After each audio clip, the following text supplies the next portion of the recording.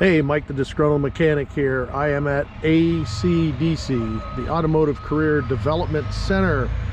I had put out a couple videos of being here for the high bed battery pack training, and I brought my Volt here to try and get that diagnosed with the problems that I'm having with it, because they're just beyond my knowledge base right now. So the owner, Craig Van Battenberg, was nice enough to let me bring my Volt in here and lend me the assistance of trying to fix this. The good thing about this is I'm being hands-on with it. This is an EV vehicle and we'll treat it as such as we're doing it, but there's also some things and some props here that I can show you that's going to be really cool that I couldn't show you otherwise. So we'll go get started with that. So here's where we're at right now. We have the Volt up on the lift. We had some codes on it. We'll take a look at the codes and then we'll get to some of the other stuff, and I'll show you what I did and how I did it, and a little bit about the battery here.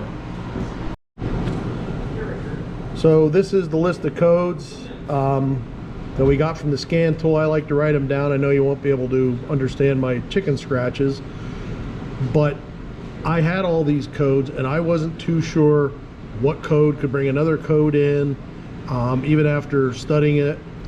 So with bringing it here, I actually had help on where to start, to at least start looking at the problem on this. And the main code was service high voltage charging system, and that was the code that we had, so you could no longer actually charge the vehicle. So with the help of Craig and his employees Aiden and Tay, we actually got to they helped me figure out where to go with this.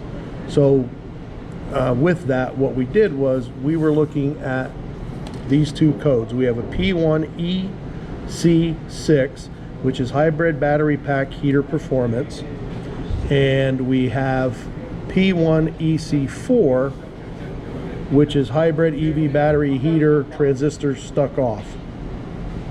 So where we decided to start looking was at those, because those were the first two codes to set, and then all the other ones would come in after that. So of course you wanted to find out, you know, which came first, the chicken and the egg, and what one could be causing another one.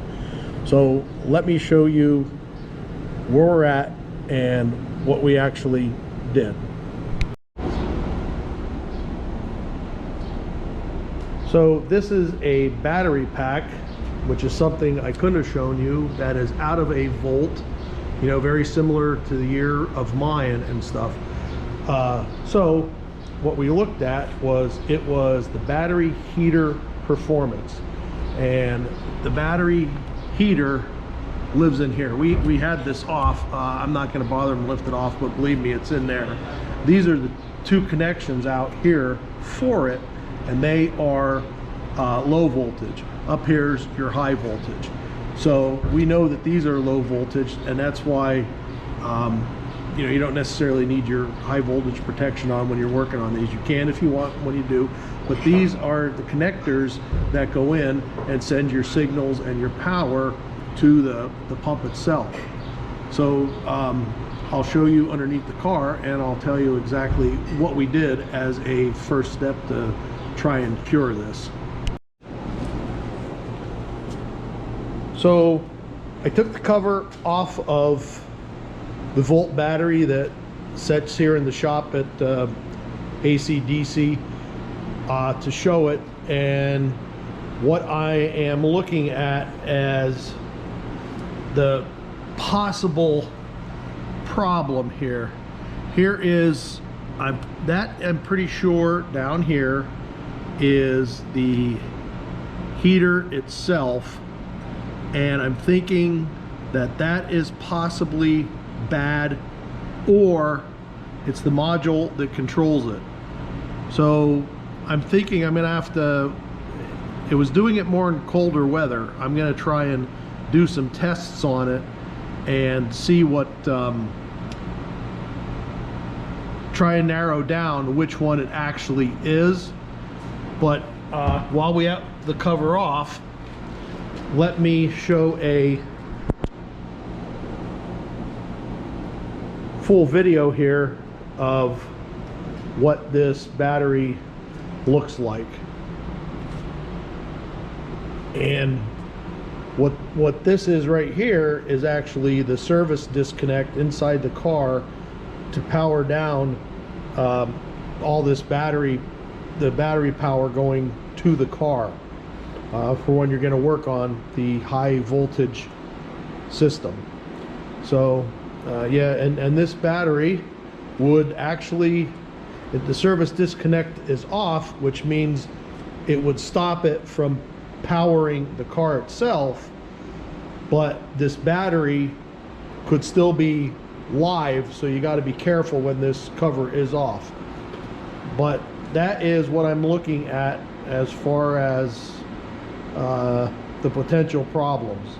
And of course, what that would mean, if that is the problem, is actually dropping the battery out of my Volt, and I'm gonna have to find out what places are replaceable.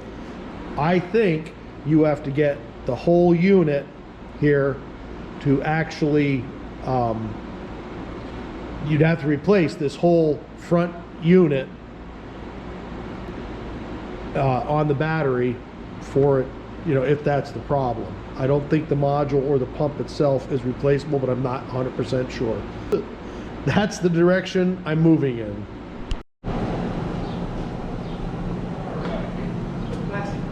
So this is actually the battery pack that I showed you, but underneath my car. So what we did, and from some of the data we saw, and plus, you know, you want to try the low-hanging fruit before you do anything else, because there's so many things on this car that are so cramped in that you won't, they're so hard to get to and actually do anything on, which is true about almost any vehicle anymore. But we took these connectors off right now, and we actually put Sta-Bil 22 on them and clean. They weren't corroded. We wanted to look for corrosion, maybe a loose wire. You know, we did a little bit of a tug test. There was no wires that stood out as being loose or anything like that. So right now, that's where we're at. We put the Sta-Bil 22 on there, and we cleared the codes on the vehicle. And now I honestly forget, I have to look it up, what criteria actually sets that code. There's so many cycles before that code will set of charging and uncharging, and I have to look that up.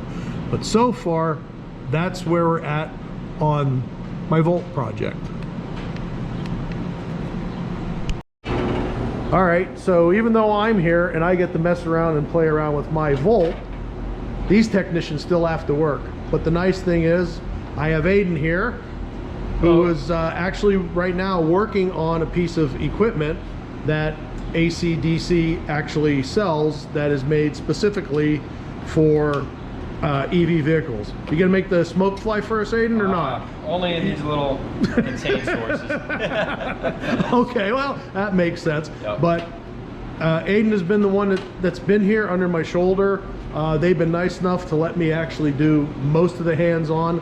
But when I have a question and I can't figure it out, Aiden's there to help me. And on cue, there comes there comes the other helper and another technician here. That's Tay, and he's been helpful too. We're both looking up information while Aiden goes about his day, trying to keep the day-to-day operations running here.